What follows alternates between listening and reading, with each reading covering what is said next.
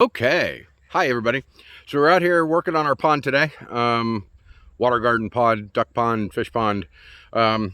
So today we're going to be working on plumbing, and we're going to plumb the pump that is going to draw the water from the pond up the hill into our bog system and down our little river and over our waterfall and back into the water. We're also going to separate off a pipe to run a Venturi water pump back directly into the pond right from the location of the pump. That way we'll get some nice aeration going and a little bit of water flow from this side of the pond as well. So without further delay, let's do this. Okay, so we have our pump. There's our pump. We have our PVC, and we have a box of PVC parts in the truck. So first things first, we're going to get some stuff laid out and figure out exactly where the pump is going to sit, where the inflow is going to run from, and then where the upflow is going to run up that hill. So let's do that.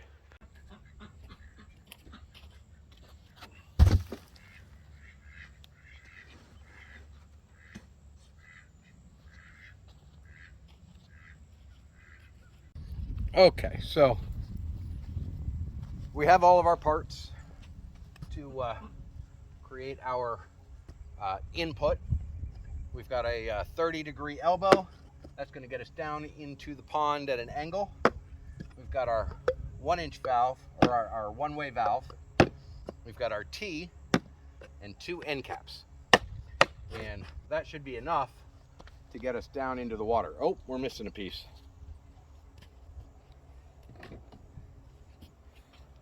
This is our 3-inch, or I'm sorry, 2.5-inch adapter to screw onto the end of our pump because oddly enough, it's not a 2-inch, it's a 2.5-inch, and then we had to bring it down to back down to 2-inch because I don't know, weird the way this pump is made. Anyway, that's our pieces.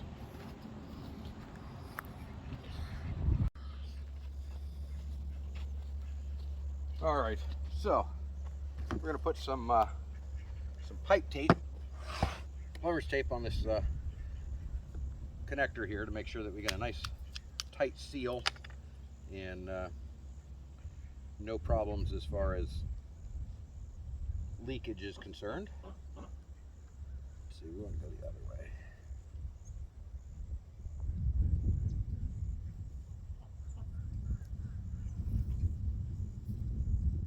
We're not going to need a lot because this fitting actually fits pretty tight, but it'll screw right on there. Give us a good tight seal with the plumber's tape in there. Shouldn't have to do much more than hand tighten it. But we do need an airtight seal because this is going to be, it's going to draw water up, and without airtight, it's not going to do as well. We'll get some air bubbles in there and it'll be argumentative. Okay, so that's that. Now let's get our 2-inch adapter, which I left over here.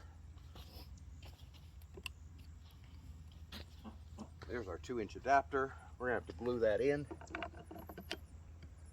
just gonna pop it in place for the moment, figure out how much length we need, and cut our pipe.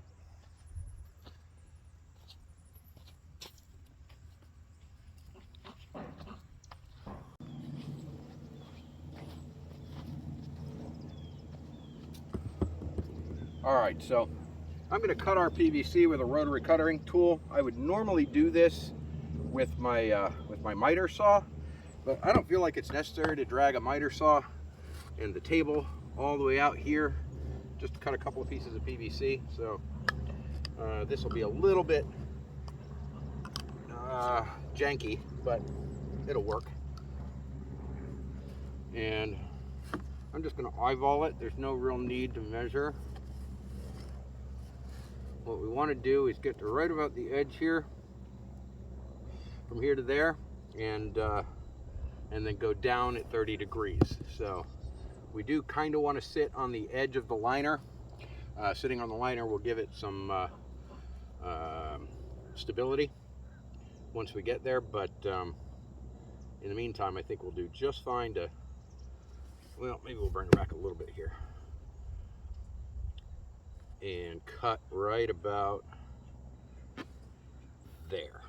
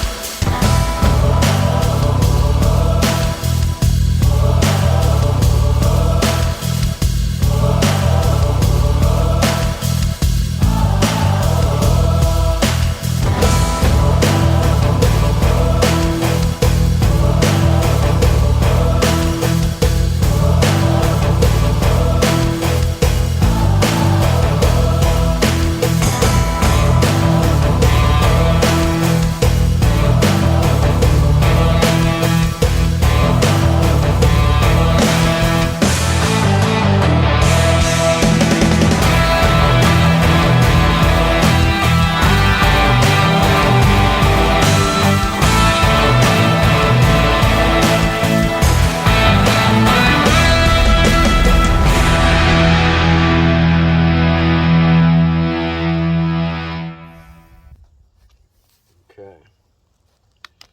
You have to make sure you get this right. There's a flow direction. You definitely want to check your one-way valve and make sure that your flow arrow is pointing in the right way. We want water coming up, and we want our valve to stop the water from going back down again.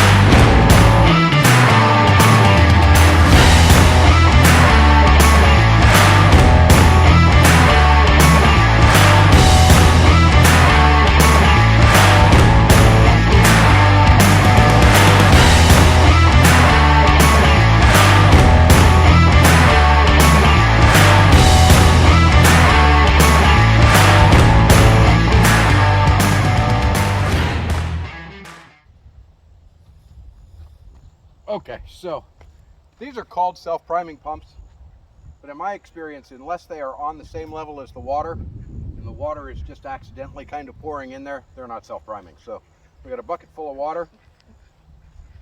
We're gonna go ahead and open it up.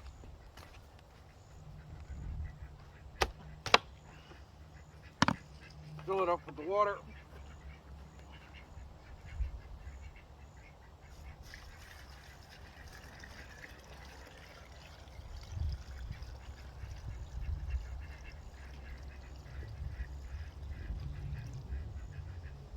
Okay. So now our pipe is full. Our canister is full. Close it up, seal it tight. And we should be able to turn her on and water should run. So let's try that and see what happens.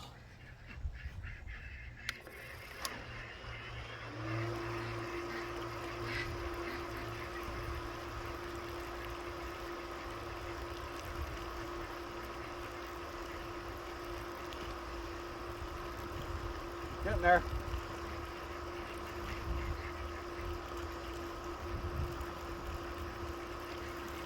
Oh, there we go.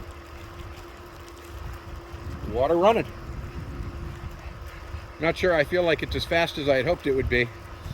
This pump is 110 or 220.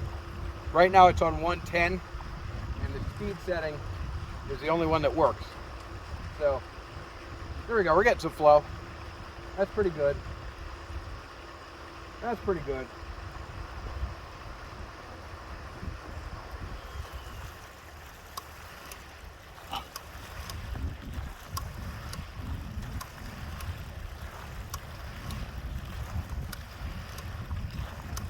Not sure why it's shutting on and off like it is.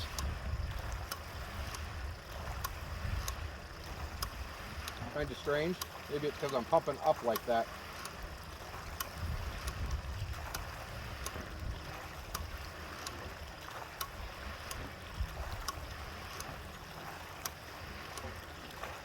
You're definitely moving some water though.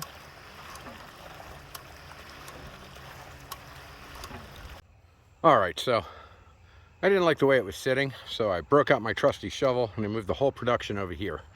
It's now more even.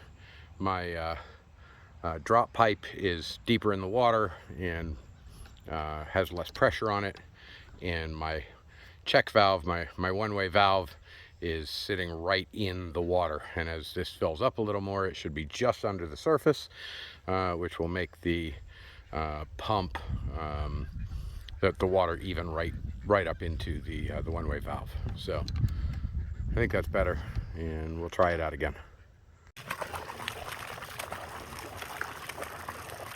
Okay, so you can see I'm testing with a really tall pipe. That's because we have to go uphill with the water. It's actually a good 3 feet higher than we need to go. We get plenty of pressure, and that's our water flow. So we'll get a little more water flow than that once we get bring the height down a little bit. And yeah, that's pretty good water flow right there. Nothing to complain about. It's going to work beautifully.